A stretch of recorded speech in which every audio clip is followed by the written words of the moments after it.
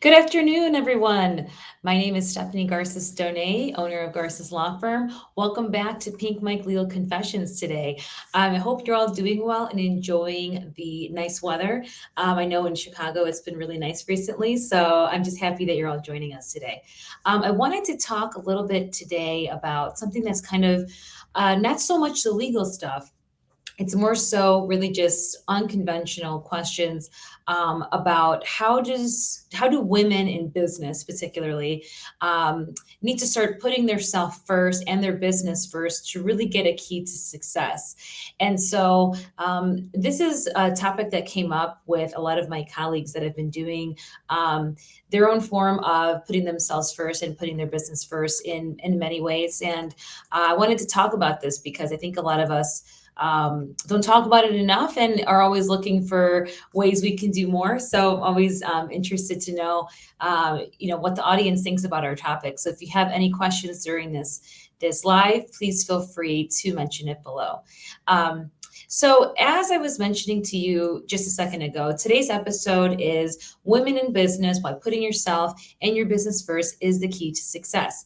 Now, there's a number of women entrepreneurs in general, and this has actually been growing substantially at a really, really great rate.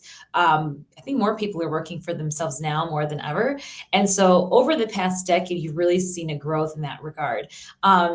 But when it comes to success rates for women owned businesses, which by the way, we are, because a lot of people will say, oh, are you actually, women owned business like certified? Well, there is a certification, by the way, but in general, I do own my own business, and some of you viewers know that.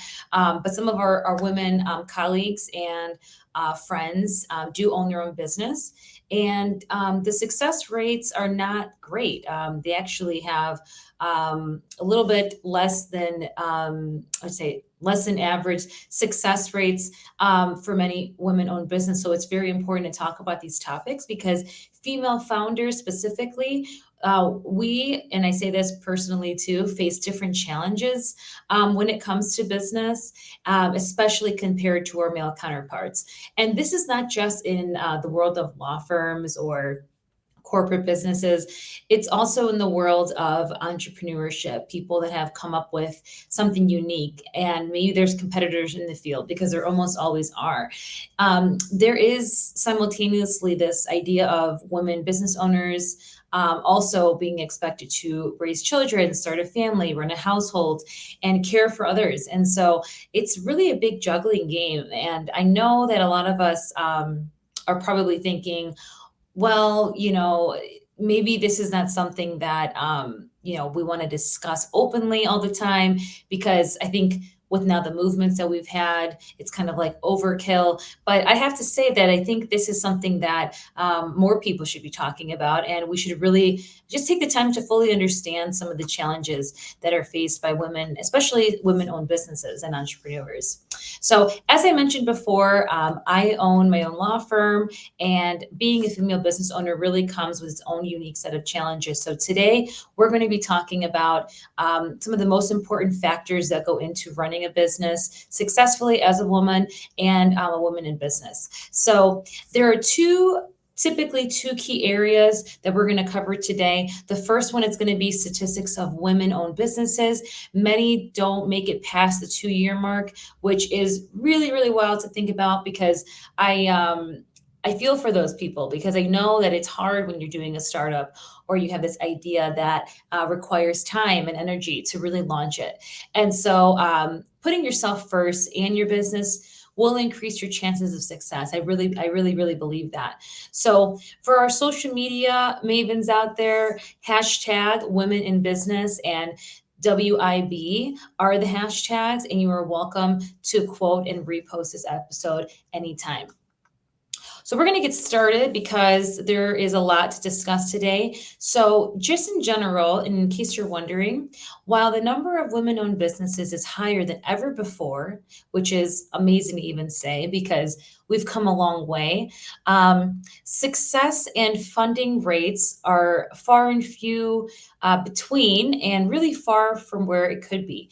Now, there is a lot of growth to be in this area, there's actually a lot of resources too that exist currently in today's world with regard to how to fund your business, specifically if you're a woman. So that's just something I wanted to discuss today.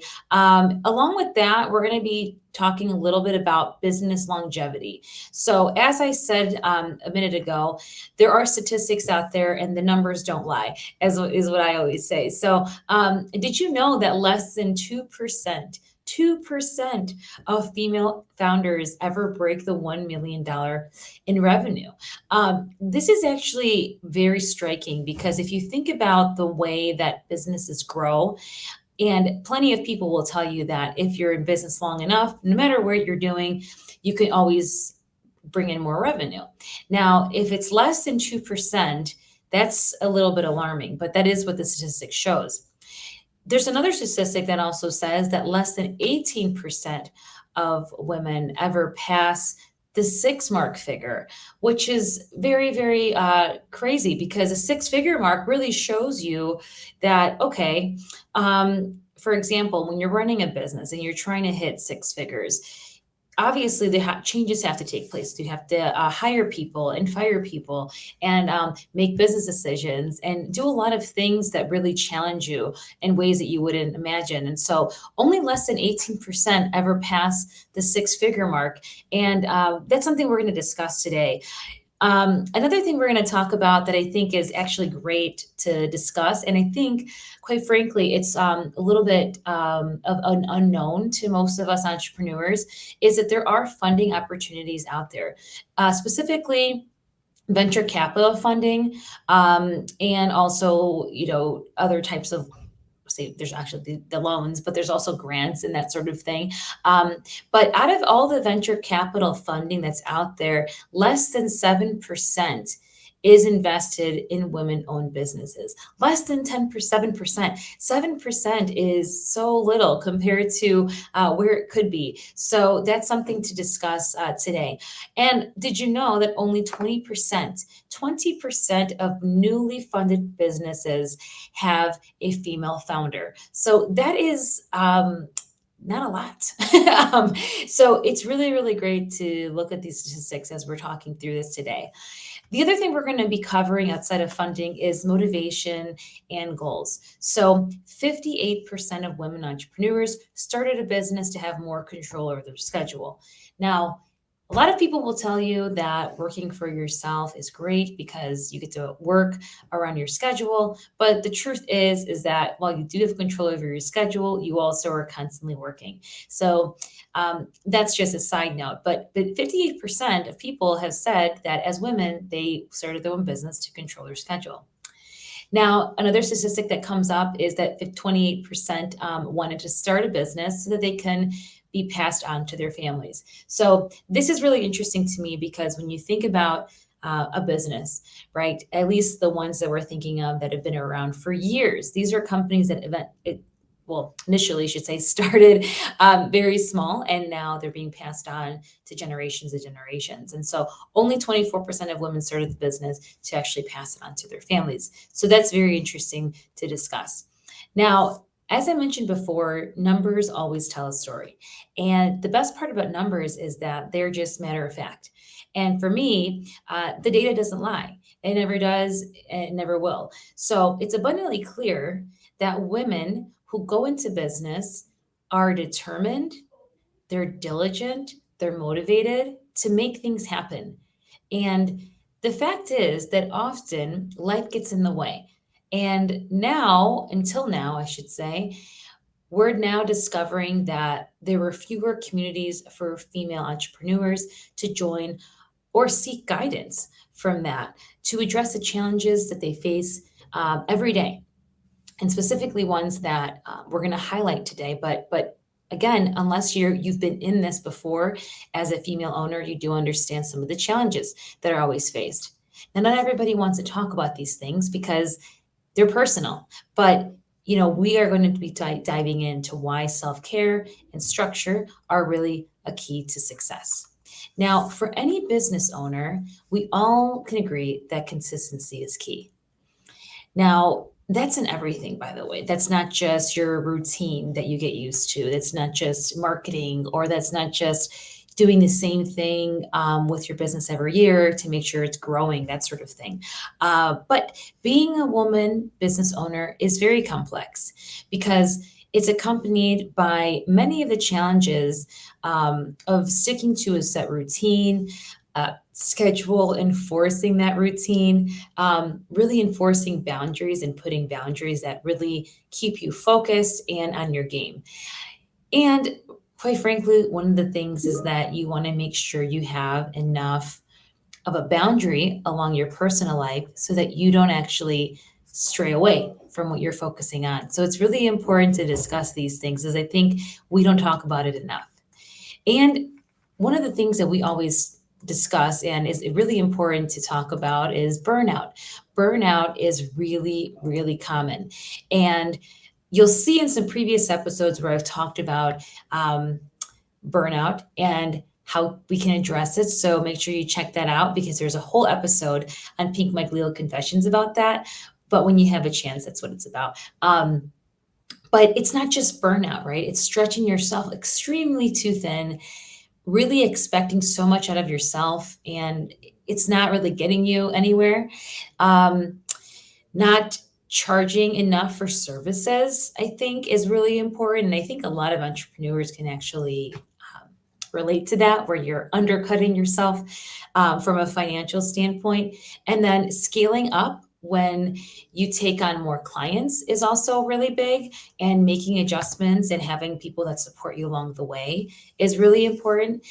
Missing that workout class or yoga class, whatever you do, skipping a workshop, or putting your own needs behind everyone else's. I know I'm guilty of doing that sometimes. So these are all things that come up and are really, really key factors into why a lot of us have issues and challenges along the way as female business owners. So here are 3 proven ways to increase your chances of success. The first one is to create a schedule for client work, for building and personal care. And I'm sure that a lot of you out there have your own routine. If any of you are big readers, I always talk about the book Atomic Habits that I loved, and I probably will start reading again because it talks just about this, talks about the routine and things that you're doing and how do you build time to do everything. Many times we recognize the difference between working in your business and working on your business. Those are 2 different things. And I think knowing the difference is very important. Both things have to happen, by the way, for your success in your business, because you have to work on the clients that you have and still generate new ones, and also keep in contact with the past clients or past referral partners, colleagues that help you along the way. Systems and procedures that are documented will also help you scale. Really investing in technology and putting down a process really on paper, but also a game plan of how am I going to work smarter and not harder, right? So I always talk about that in my office because I think there's a lot of things that you can do to kind of be more time efficient. So getting a schedule on paper and organizing yourself is a great way. Then you have to make sure to decompress, right? The decompression part, I think, is one of the hardest because you're forced to essentially get out of the office, close up the computer, turn off your phone if you need to, your Apple Watch, whatever, and really decompress and think about yourself and make room for yourself to think about something other than work, to relax, to be creative. Those are one of the great ways to really develop personal care. And I always was told, and I got some good advice along the way from a family member that says you should basically make sure you take care of yourself before you take care of others, because otherwise you can't do both. So you have to take care of yourself and really put that personal care as into your routine, and it'll work out. Another thing that is really helpful for success is setting and enforcing actual boundaries that your spouse or inner circle support. And so basically, having a support system is vital to the outcome of any business, especially as you're starting it, or you're the founder of it, and you're just kind of trying to scale, or you're trying to take on more and have more success. So what I mean by that is just communicating your office hours and the need for dedicated workspace and time for your family. There is no shame to the word no, I can't answer your call right now, or no, I cannot get to your email, when you're putting time aside for other things that matter. And specifically, when we're talking about boundaries, I think setting the expectation with whomever it's going to be, whether it's friends, whether it's clients, whether it's colleagues, that you only are working during these hours, and these are the hours that you're expected to answer emails and text messages and all of that. Now, I know what some of you are thinking. You're probably thinking, well, you don't understand, because I have to work around the clock, or else that client goes to the next one. Okay, that might be true, that they may be upset you didn't answer, but at some point, a boundary has to exist. And that's what we talked about burning out. To avoid the burnout, you have to have boundaries. And family and inner circle and anyone else in your inner circle, really, to support it, is the way to go. Because if you are going to go all in and build a thriving and sustainable business in the long term, everyone around you has to be on board.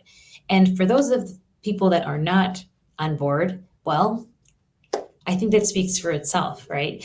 You don't want to get around negative energy. Only positive energy, and those people that believe in you will really help you take your business to the next level. I promise you, that is one of the biggest takeaways I've learned this year. The other thing we're going to be talking about is, as a key to success, is really reducing and eliminating distractions. And I think this is the one that everyone challenges, kind of are the same in that regard, because it's a challenging topic to say eliminate distractions. As we're sitting here, you're probably being distracted by this video that you're watching, instead of doing some of your work, but that's okay. But I'm just saying, reducing or eliminating distractions are a good idea. So, for example, taking every single call that comes in when it's not scheduled. That is bad. It's really, it is good to take calls as needed, but keeping them brief. People doing email response policies to let clients know when you check and respond to emails. I have seen people do this a couple of times, although I have to admit I have yet to employ it myself, but I've seen people do this thing where they're basically doing, I guess you could say, give you like a foreshadow, if you will, of some of the stuff that you'll expect from them, like phone calls and emails and what times. It is not realistic or sustainable to be on calls 24/7, or even on call, meaning people could just call and buzz you in all times of the night.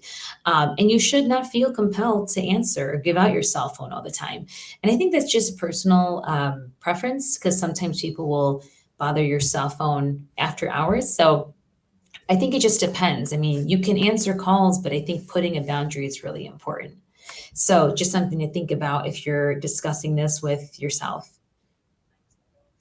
When we are talking about, by the way, boundaries, I also want to discuss social media a little bit too, because taking breaks on social media during the day is good.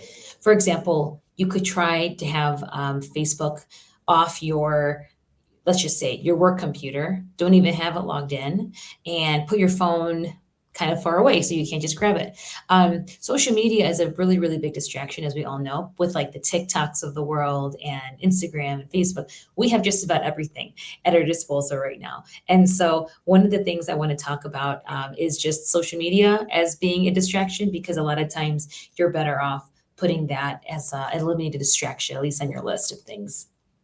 So just to recap, for those of you that are just joining me, I'm Stephanie Garces Donay. I'm the founding partner of Garces Law Firm in Palatine, Illinois, where we help individuals, couples, and parents create their legacy plans, secure their financial future, and build wealth through real estate. Today's topic, if you haven't heard already, is women in business. Putting yourself first and your business first is the key to success. Now, we welcome you to join us on Tuesdays at 1 o'clock Central Time, where we share tips and legal guidance for parents, entrepreneurs, and investors. Now, one of the questions our viewers actually just sent a couple of minutes ago regarding this topic. We're going to address it in just a second, but I do want to tackle a couple of the questions that come up a lot today, just to make sure that we're answering all the questions that this topic is about. So one of the questions we had was, what is the best way to reset yourself after a frustrating day? This is an excellent question because occasions where you just are frustrated with work and you're feeling overwhelmed. The best thing you can do to reset is do something that really makes you, I don't know, exercise, active, like not sitting so much. I think the best way is just to get up and move. At least that's what works for me. If your style is more, let me read a book, let me, call my mom and see how she's doing. Those are great ways to really just do something that's not work related. So really resetting, just taking time, even if it's 30 minutes of just doing something that could be fun, that could be active and requires you to get away from your daily tasks of work. So, if that means spending time with your significant other or a friend or family, maybe go to a workout class, maybe do something outside of your routine, those are great ways to tackle those frustrating days and really reset. I know people that will basically take a day off too. Maybe you would take half a day on Friday, if that's possible, and you go for a walk or something like that. I mean, there's an infinite amount of ways to reset, and everyone is different. But make sure you're doing it so that you're actually doing it in a healthy way and really pushing yourself to do something that is enjoyable and not work related. Another thing that comes up a lot as a question is, how much time do I spend working on my business compared to serving clients? It's hard to say because I think there's no perfect answer to this. So there's no perfect time slot, but you certainly want to weave in your schedule or your routine on a weekly basis, working on the business and serving the clients. I know a lot of times it seems like 99.9% of the time is serving clients because those are the clients anyway. And to provide the best service, you have to be there. But working in your business, I think, is equally as important. And putting time slots throughout the day, like time slots are great. Like 1 hour of the day, I'm going to do my Facebook Live video, like I'm doing right now. 1 hour of a day, I'm going to go meet someone for lunch who's a potential, referral partner, someone that I can do business with, or whose business I support and they support mine, that sort of thing. There is a lot that you could do to work on your business. If you're thinking about, isn't it all in the same? And how do you make time for all that? I think having a calendar. I have a calendar that has time blocks. Every hour, every, half an hour, we have meetings, we have something set so that we can get through it in that day. There's so many things that you can do, I think, now to kind of make sure you're spending time working on the business, which is really, I would say, almost half of the time that you should spend with clients, because they're equally as important. So I think weaving in both and making sure it's more than just once a week is good, because you'll see the results faster. The other question that came up is, when will I know if it's time to hire someone? I have asked myself that many times, and the answer that I've always come up with is, typically I know that I need to hire someone when I am feeling like I'm doing two people's jobs at once. So that means, for example, when I started my firm, I didn't have anyone answering my phones. And if I was answering the phone all day and not actually getting to my work, and my work and clients were suffering, that would be a good time to hire someone. Really, when you feel like you just are stretching yourself too thin and you could use the assistance so that you're not, on the phone 24/7, that is probably a good time. One of the questions that comes up with that is, how much do you pay someone, and those types of things, those hiring things. Before you even answer that, I think knowing when the time is right and just making the decision and overthinking it is the best thing you can do. Obviously, you need to know your numbers. So I never said you don't need to know your numbers, but I think it's a personal decision on when it is to hire someone. I think if you want to delegate and you want to do a little bit more business, maybe spend more time on working on your business as opposed to serving the clients, or vice versa, it is a good time to hire someone. Whether that's an assistant, whether that's a marketing coach, whether that's, it could be anything. It could be a law clerk. I don't know. It could be a thousand and one things. But That's really when you would know. Another question we get is, do you help entrepreneurs navigate taxes through strategic estate planning? Yes, we actually do. We help a lot of business owners when it comes to protecting their business and their legacy. A lot of people have built a great legacy or a great business already, and I really wanted to make sure that goes and stays within the family. It doesn't actually fall apart if something were to happen to them. So we definitely help. And there's a lot of tax issues that can arise from businesses. So we really do try to guide our clients as best as possible when it comes to that. Another question we get is, what is the best way for me to transfer business I build to my children? Well, the best way to do this is to actually have a proper estate plan put in place to make sure that your business interests are protected. So if something happens to you, or sometimes you have a partner, if you have a business partner and partnerships, that could be a whole conversation for another day, but you definitely want to get something in place to make sure that everyone's interests are protected in the event one of the partners dies or somebody gets sick, it can't continue the business. There are a litany of items, but definitely when it comes to passing it to your children, having the proper estate plan is vital to that outcome. So if you're looking for that, please feel free to call us because we can definitely help you with that. And do I offer virtual appointments is always a question we get. Absolutely. We meet with people all over the country, to be quite honest. And in today's world, it's just a click of a button, just like you're watching me here. So we do offer virtual consultations that are free in English and in Spanish. If you're looking for in-person, we are also doing on-site visits if you're interested. And those are also something you can set up by just giving us a call. So pretty easy if you're interested. And if you want to contact me, as always, you have my number. You can call and text us to set up an appointment, to ask questions. We always like to make sure that everyone can contact us. So again, if you see this video, you want to message me on Facebook, I will answer and make sure that we get you on the calendar. So I do want to thank everyone and all the viewers for watching today, specifically for your excellent questions and asking the questions about women owners and really listening to the statistics. I think if you took something away from this, please give it a like or share, because I really appreciate everybody listening to what are the challenges and really the not so talked about things that women owners face. And by the way, if you are watching this and you're interested in some of the options and for funding specifically, or even resources of how to build a business and you are a female owner, feel free to reach out to me because I do have a couple of contacts of people that would be a great asset to helping you build your business that have helped me build mine. So I invite you to join me here again next week on Pink Mike Legal Confessions, same time, same place. And please feel free to share your recordings with your family and friends. I really appreciate all you guys watching and take care of yourselves. Until next time.